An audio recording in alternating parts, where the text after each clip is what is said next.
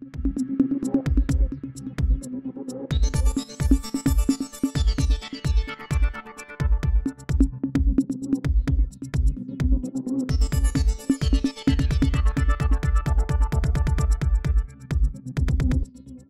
tanggal 14 Desember 2022 nanti, seluruh partai baru dan partai non-parlemen akan diloloskan oleh KPU kecuali Partai Umat.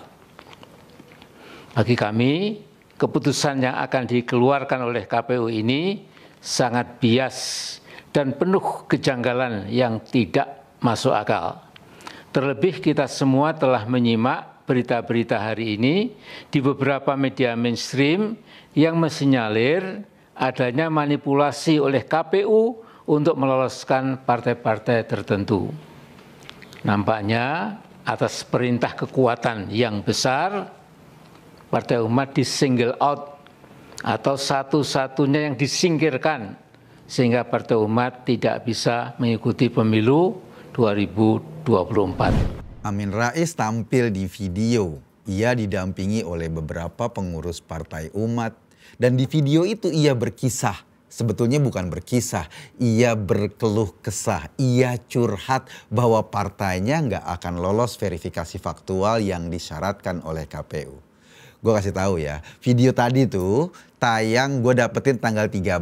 Sementara kabarnya besok tanggal 14 Desember KPU akan mengumumkan partai-partai yang lolos menjadi peserta pemilu 2024. Kalau Partai Umat memang nggak lolos sebagai partai peserta pemilu, ia akan menjadi penonton doang yang bersorak-sorai di pinggir lapangan saja.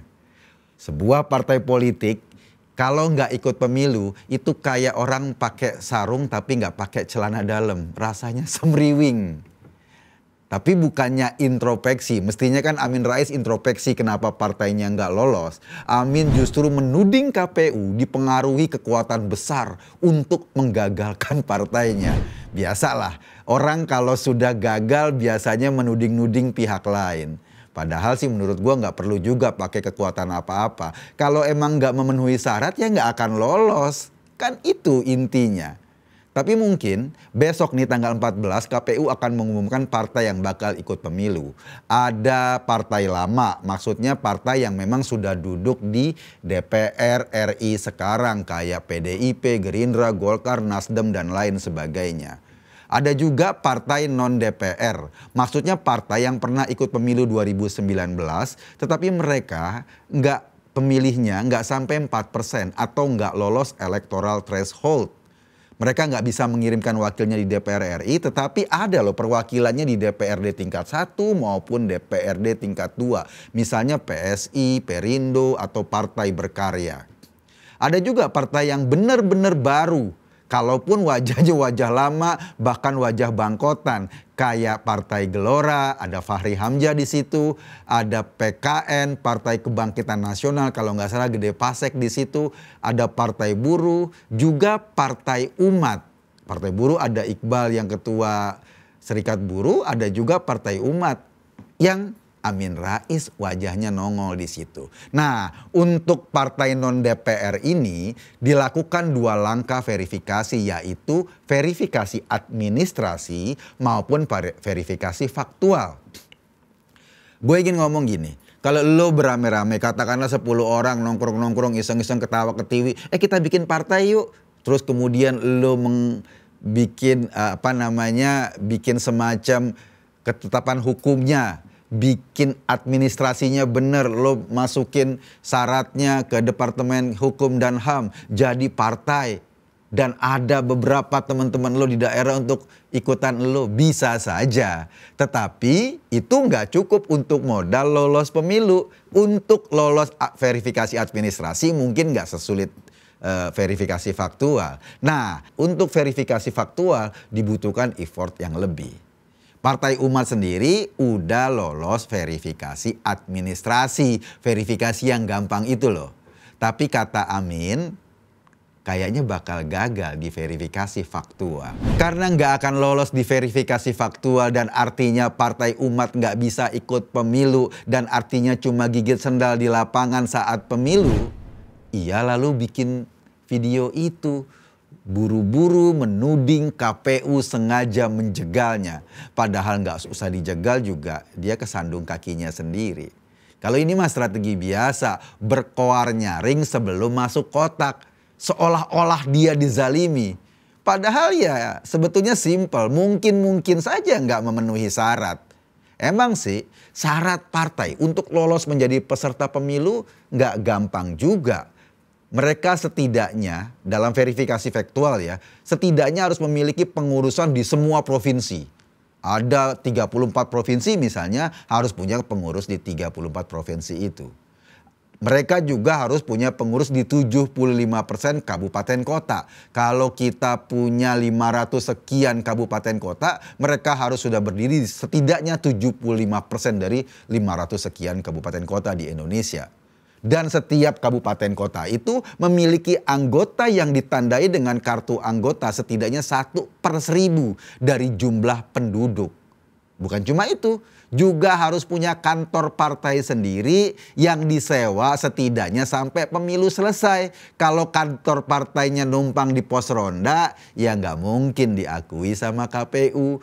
Kalau kantor partainya numpang di selasar masjid sambil nongkrong-nongkrong, ya nggak mungkin diakui KPU. Kira-kira gitu deh. Kalau udah lolos administrasi, syarat administrasi dan lolos verifikasi faktual, baru deh partai itu bisa ikut pemilu 2024. Kalau nggak lolos, dia bisa daftar lagi 5 tahun yang akan datang. Pada pemilu berikutnya, lalu biasa diperiksa lagi syarat administrasinya, diverifikasi lagi faktualnya, bener nggak apa syarat-syarat dia punya anggota, punya pengurus di semua provinsi. Kalau nggak lolos juga, ya ngulang lagi 5 tahun yang akan datang. Begitu aja seterusnya sampai Upin Ipin masuk SMP. Ketika sudah ikut pemilu, itu pun belum tentu partai bisa mengirimkan wakilnya ke Senayan. Karena partai minimal harus dipilih oleh 4% jumlah pemilih yang mencoblos pada saat pemilu. Berat juga ternyata bikin partai baru ya. Biayanya besar, lo bayangin harus kontrakin tempat kantor di semua provinsi, harus kontrakin kantor di semua kabupaten kota. Tenaganya besar, effortnya besar. Tetapi ya namanya kekuasaan ya, apa sih yang nggak bisa dilakukan kalaupun harus diusahakan dengan besar.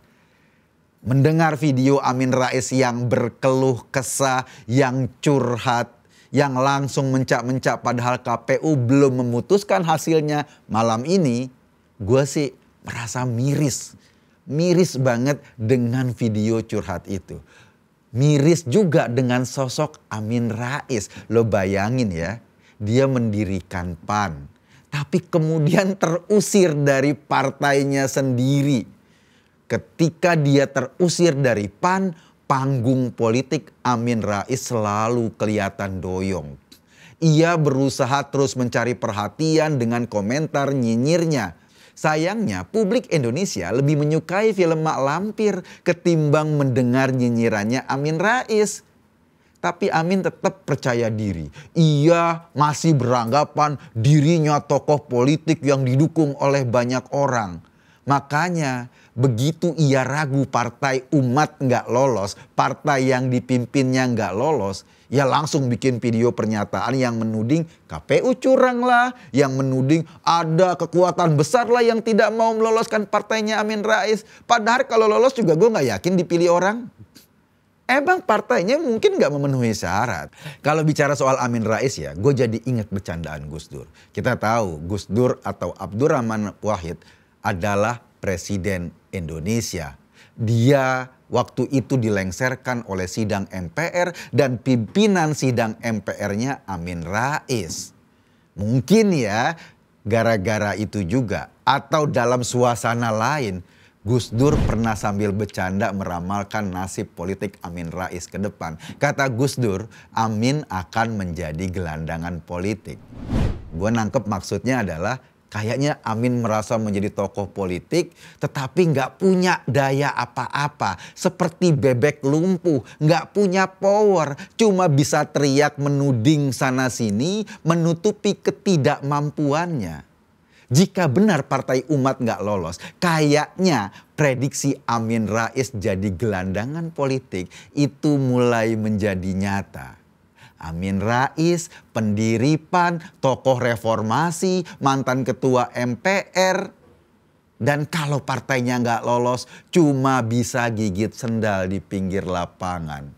Ia tetap punya semangat berpolitik tinggi, tapi nggak punya rumah yang alamatnya jelas karena partainya nggak kredibel. Emang ada pepatah, setiap orang ada masanya, setiap masa ada orangnya. Masa Amin Rais udah lewat. Makin ia melawan dengan kenyinyirannya, justru makin membuktikan nubuat Gus Dur itu.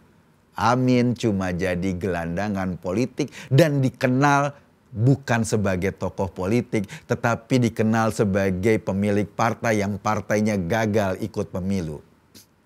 Tapi mesti begitu, kita harus akui Amin masih punya kekuatan. Apa itu? The power of nyinyir.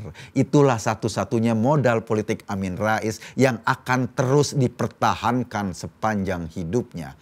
Power of nyinyir. Kita nikmati aja nyinyirannya terus, seperti ketika dia protes partainya bakal nggak lolos verifikasi faktual KPU. Gue Eko Tadi, terima kasih.